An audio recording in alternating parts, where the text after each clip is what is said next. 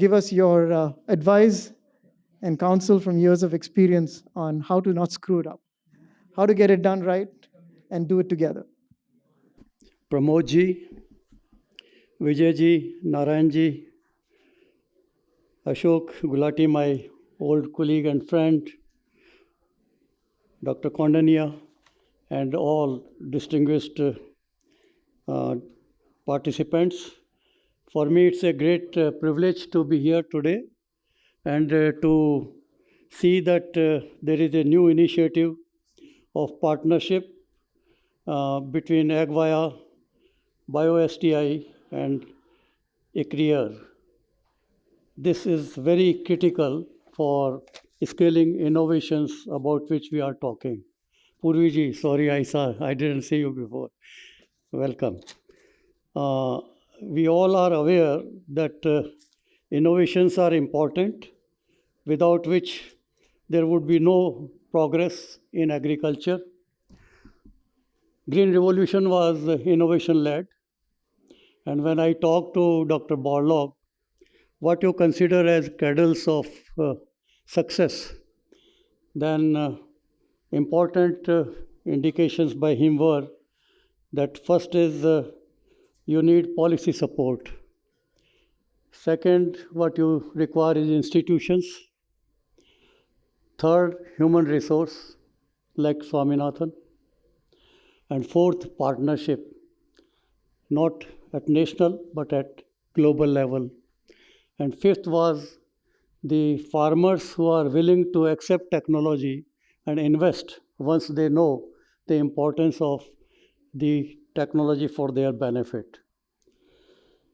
Indian agriculture scenario is all known to you. I don't have to repeat and rather take time.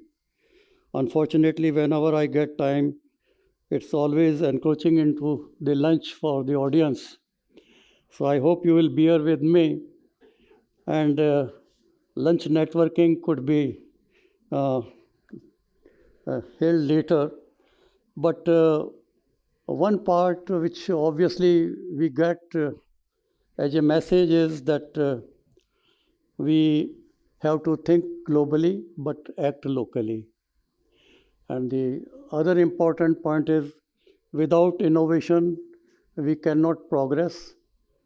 We know how globally, whether it is in maize, in using single cross maize hybrids in US, the progress was made when we were only harvesting 10 million tons. With 1 ton productivity by 2000, US was harvesting more than 7 tons per hectare. China, when you again have a look, and whole world didn't know, the 50% of area out of 30 million hectares there was having hybrid rice technology, and each hectare was providing 1 ton extra production. We didn't know that till then. And then we also are aware that if we didn't have these miracle wheats and rices, the progress would have possibly not happened. And it also could have not taken off if there had not been the right policy support for best infrastructure.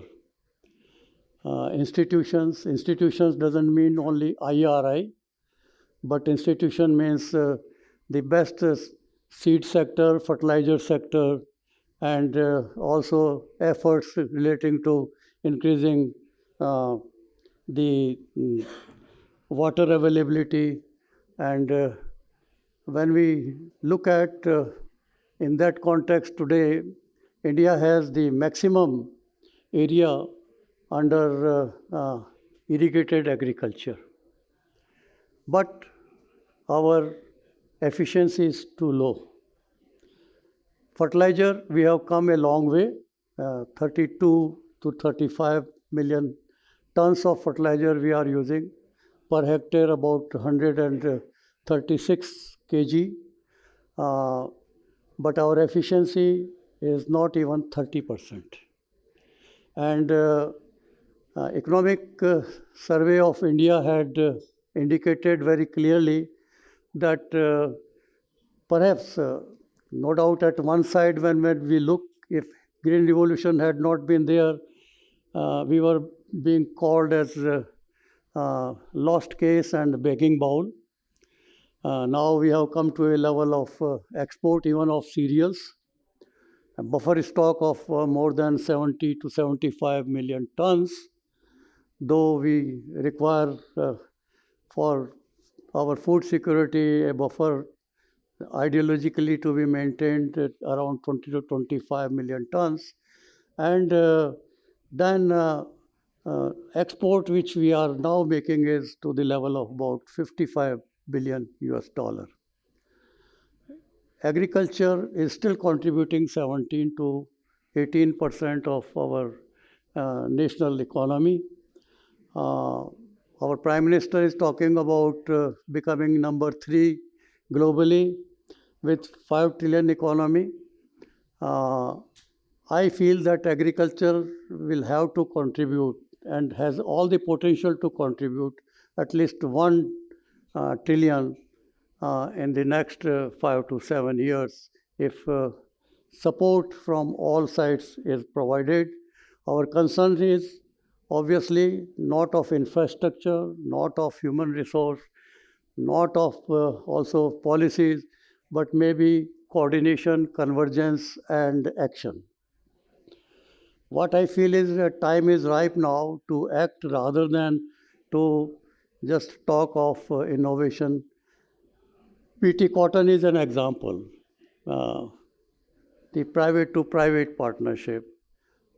I now think that the partnership of public with private is more important. And we need to change our mindset. We have to now go in the direction of corporatization. Government all along cannot, provide support to institutions which are quite in large number also, but they are needed. And in that respect, we have to learn from how countries like Brazil, Argentina, Australia, even US have moved forward. Luckily, we have our internal market, which is very robust. So we are able to consume. But with that milk, if tomorrow New Zealand had to consume, what would they do?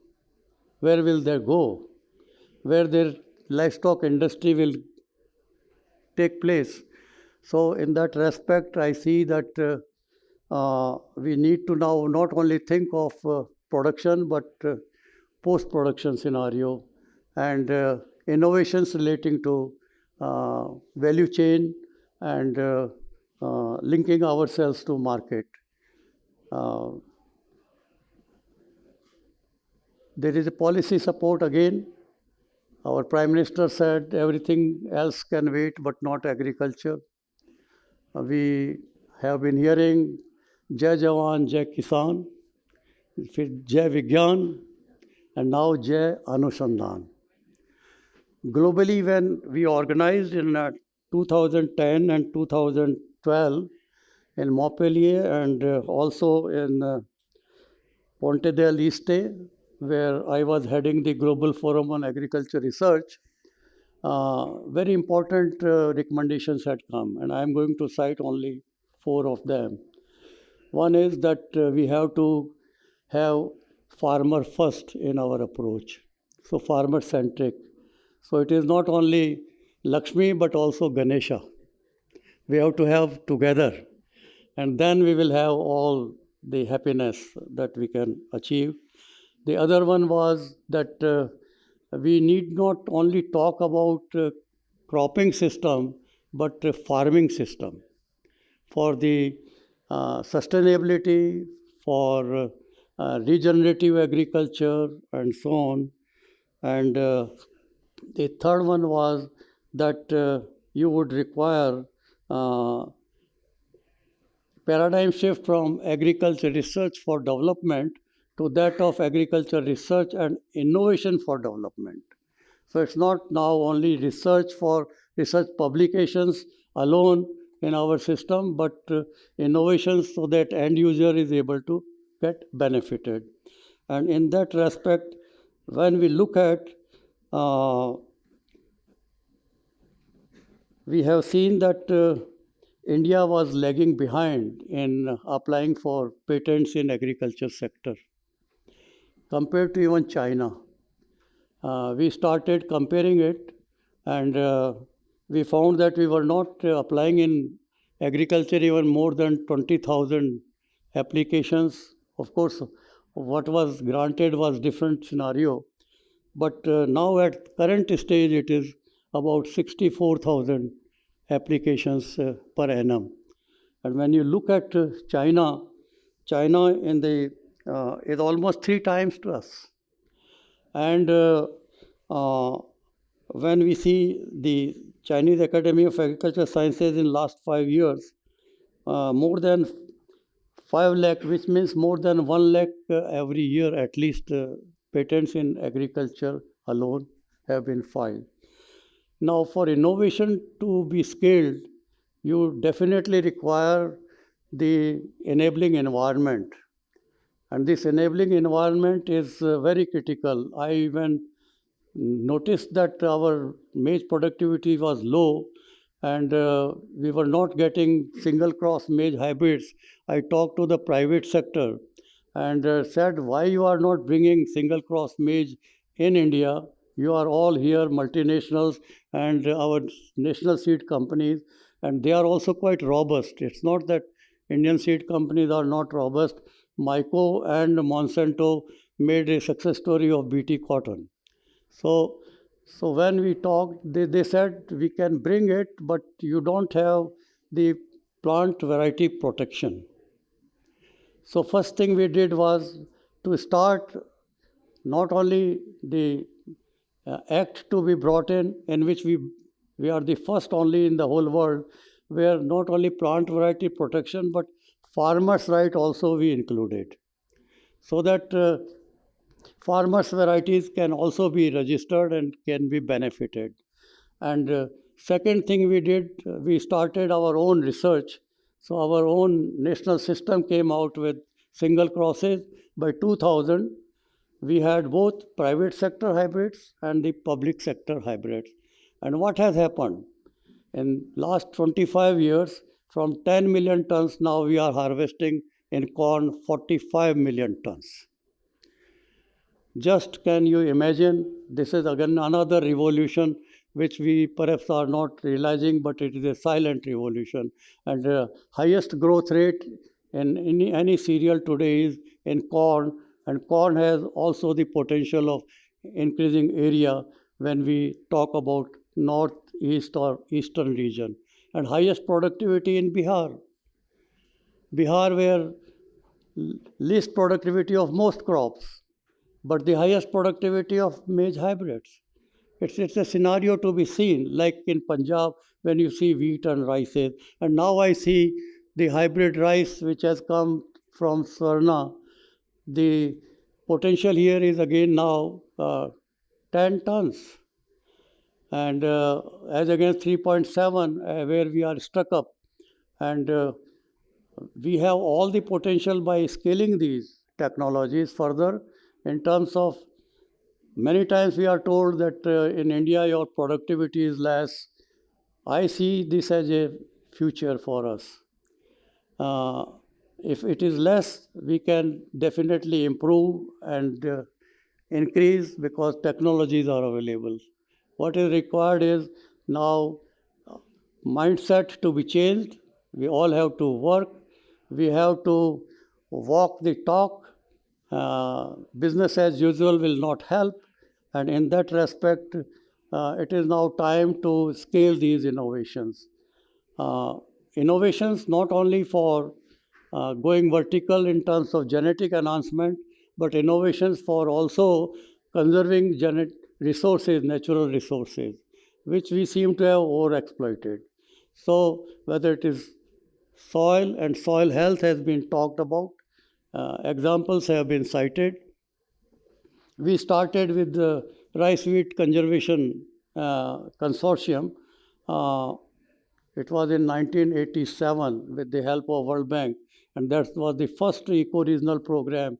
Later on, the CGIR also picked it up, but we got the King Bodawin Prize for also that, and that program was between India, Pakistan, Bangladesh, and Nepal. And I had been the chair of that steering committee with all the CG centers involved, IRI, IMI, uh, CIMIT, and also this Policy Research Institute in Washington.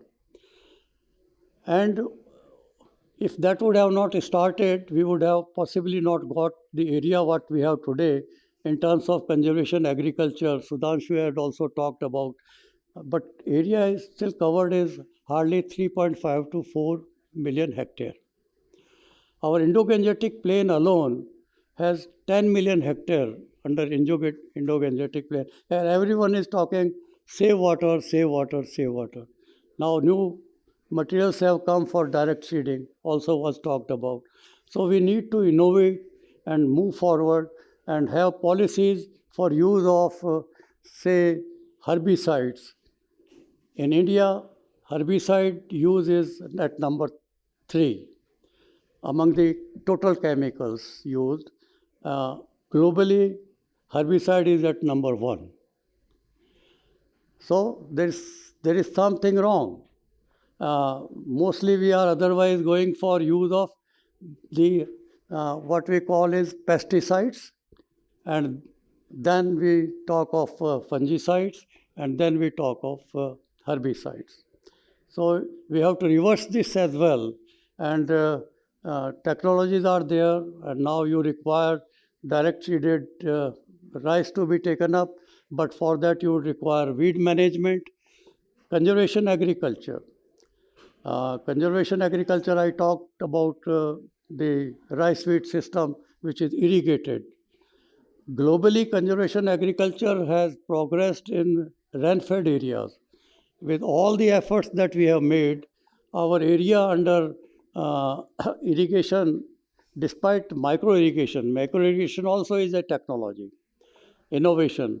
And we have been working since almost since I was in ICR, and we promoted micro irrigation and gave subsidies for women 75%, for the farmer 50%.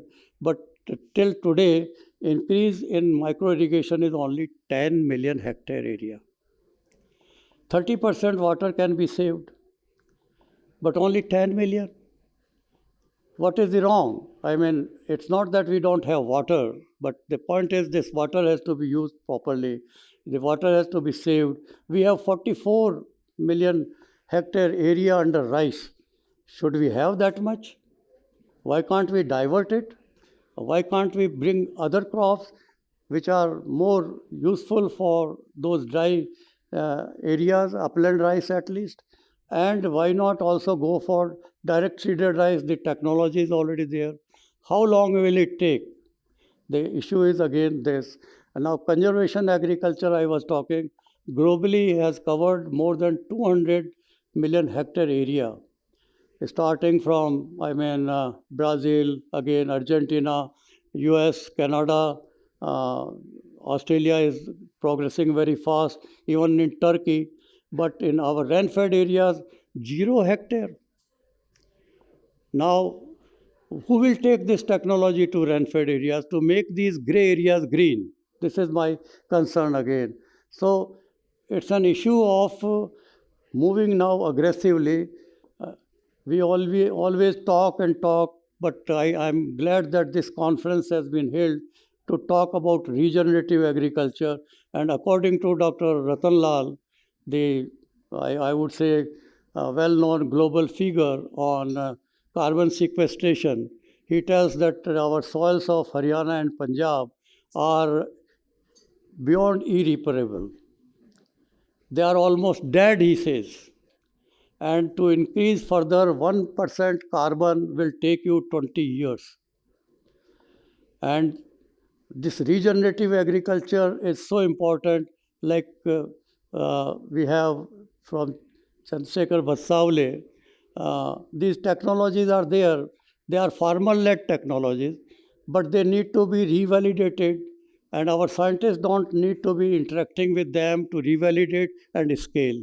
So there is a mismatch again.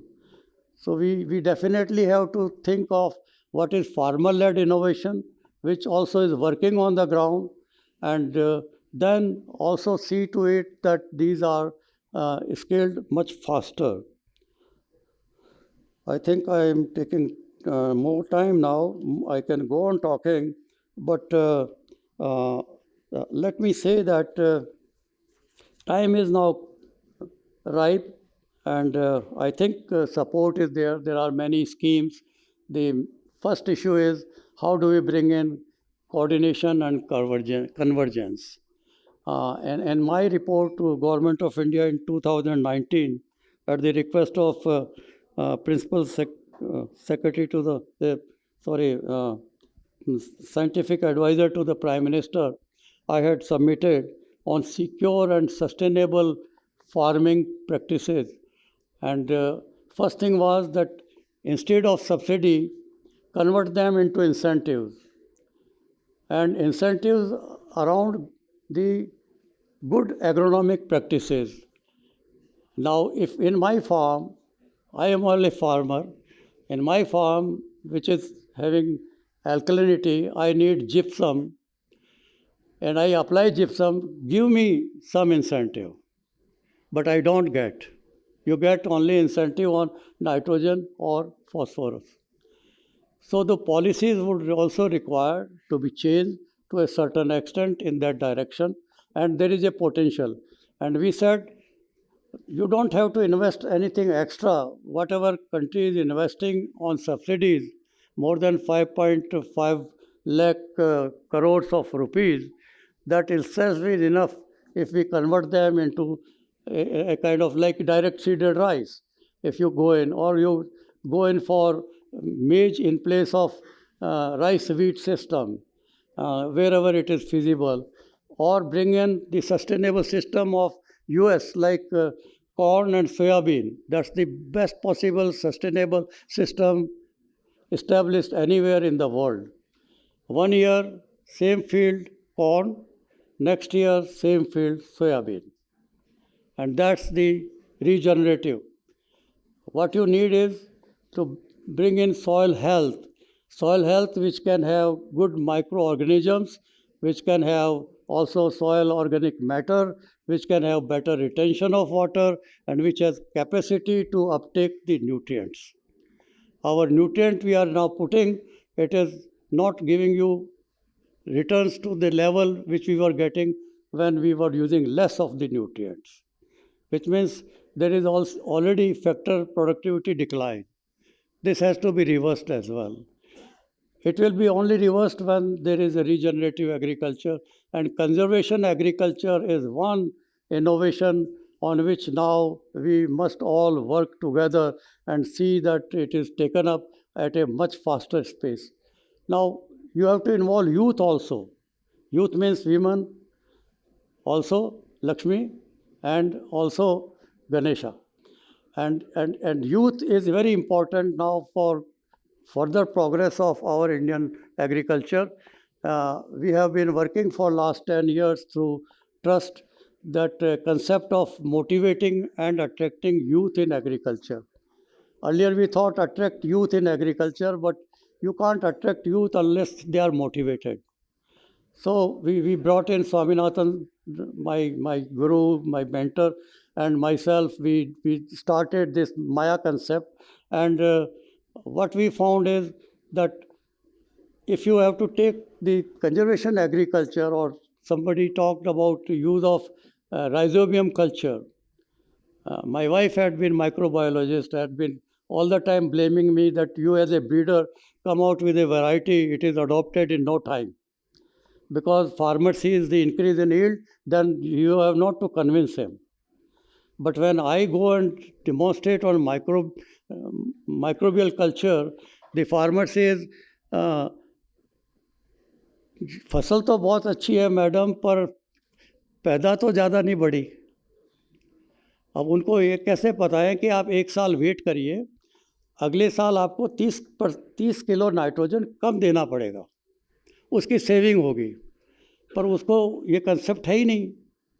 अब zero till की बात है, people talked about integrated pest management. Nobody ever thought that integrated pest management will be a success, but we brought out a success story of IPM in Indonesia that was forced by the president because all his relatives were having the factories and import of pesticides and selling spurious pesticides. So he said, ban the pesticides. It was not otherwise. It was a compulsion which he thought. But then the yields didn't decline, yields went up. Then everybody said, oh, IPM is something to be thought of.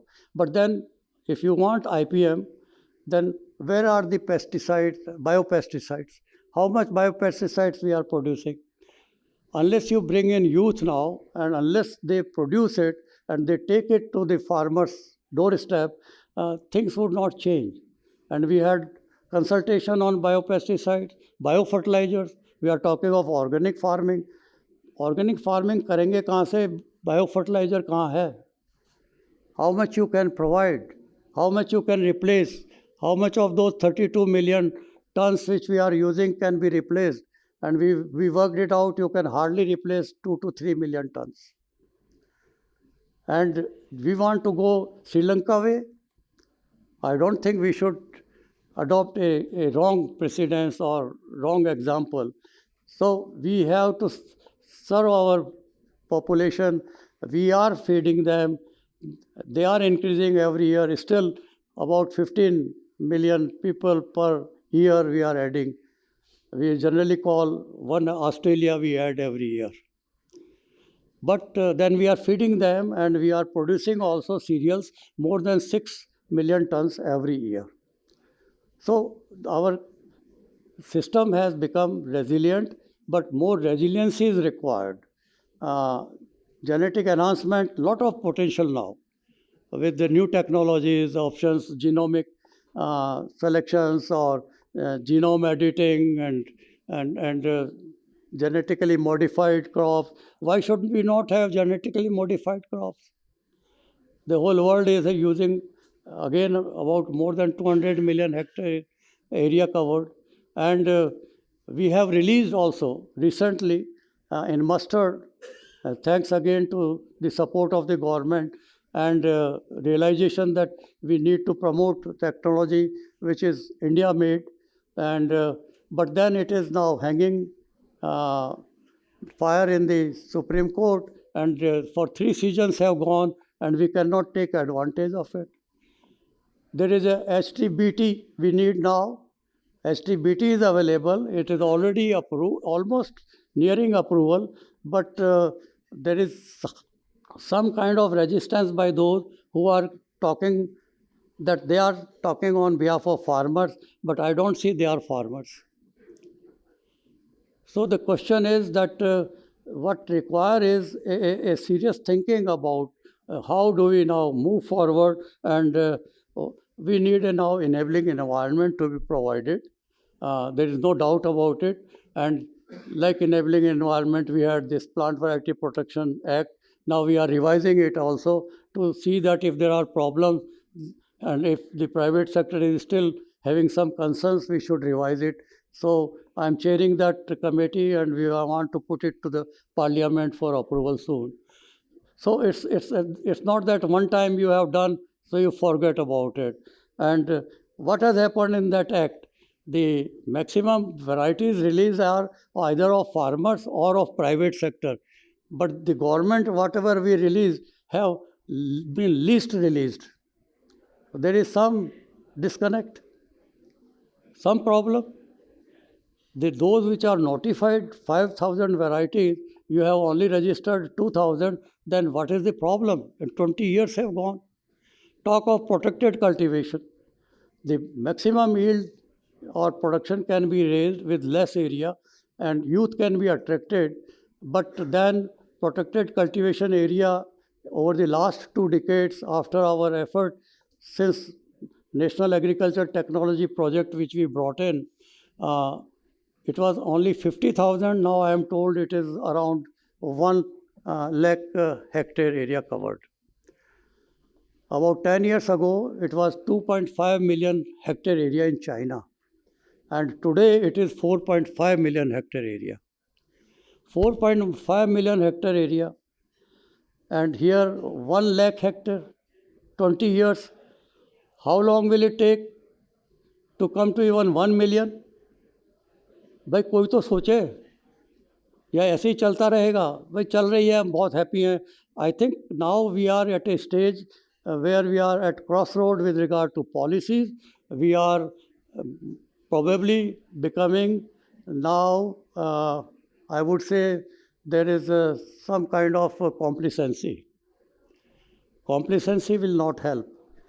But India, no doubt, would work when there is pressure or there is some kind of support that is given or some focused mission approach is taken up. So I would say we should have a mission approach now for region agriculture. There are potentials. Produce more of biofertilizer, train our young people, get them entrepreneurship, develop their skills, provide them institutional backstopping, have handholding, provide mentorship, provide them credit at cheaper interest to the begin with, or request the corporate sector through their CSR to come and train these people so that they can make a difference. And I think opportunities are there. I don't see that we cannot. And last, that what our soil needs is we need to give back. This is what is required.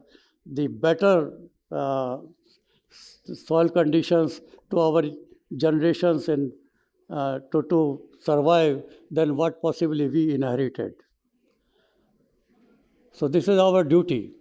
And for that, we are now bringing out with the Ministry of Agriculture. Only last week we had discussion with Honorable Minister. We are going to get it released from the Prime Minister, and Sadhguru's soil initiative is also involved in this, and ICR is involved, and we are now bringing out Bharat Soil Health Policy for the first time. We need to have we don't have soil health maps. We have map of nitrogen, we have map for phosphate, micronutrients, but for soil health we don't have maps. And we should have soil health maps, which soil, if it is Eastern India, that's what we told in our report, that if it is in Eastern India, alkalinity is a problem. What you require is supply of lime, and lime is not available in Eastern India, so you have to bring it from the north. You have to transport it, and farmers are not going to have that potential. So some policy decisions should be there, and then once you supply the lime, then every 3rd or 4th year it has to be again reprovided. So there should be some government policy to make available to it. As I told, I need gypsum.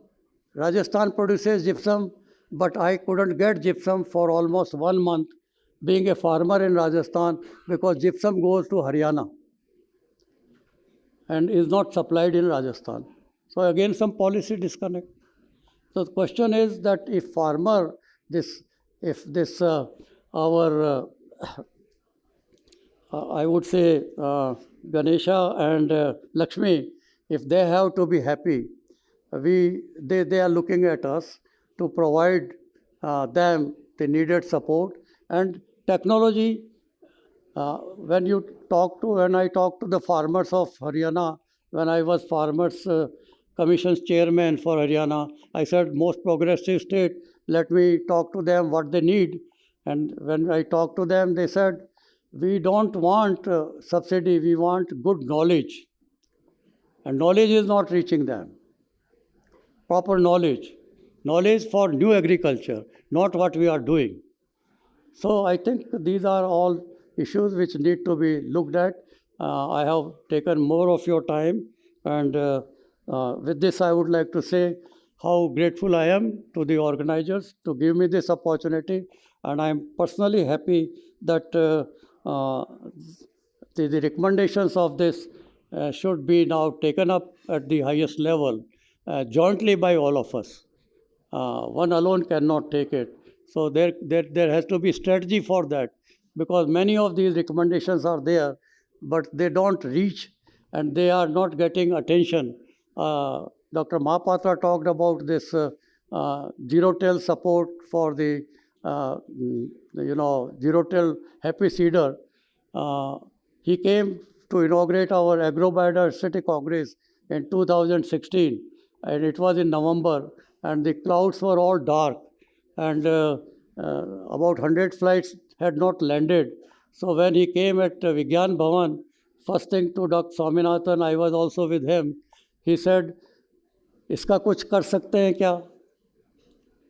Then we said, "Sir, yes, we can do. There is technology, but it would require support, and support with proper knowledge, and then also those who come forward to use this technology, they should be given incentives for their environmental services, for carbon trading potential is there." Usha ji, I think, also must be there in the audience. Already some initiative is there. So how do we provide carbon trading support to the smallholder farmers? So there are now opportunities, but they would require not only one discussion in a house like this, but maybe more of such discussion and bringing out the recommendations and the strategy how to take these recommendations to policymakers. They do listen. Because when we said that there is a technology, he said, अच्छा scheme बना दीजिए, और 1,000 करोड़ उन्होंने एक हफ्ते में दे दिया हमको. Haryana, Punjab, western UP, and Delhi also. So it's not that that is not possible, but the right message has to go, and let's work together, and collaboration alone we will not be able to achieve. The international collaboration will be very important, and for innovations in particular. Now we have got, I take one more minute, we have this CRISPR-Cas technology, and lot of varieties have been bred, but today I cannot release them to the farmer for commercialization till we have a contract with the technology provider. So now the discussion is going on when varieties are already there which can go to the farmer's field. So we should have done it in advance. Why now when a product has already come? So there are issues, but I'm sure these can all be addressed by an audience like this, and thank you very much for this opportunity.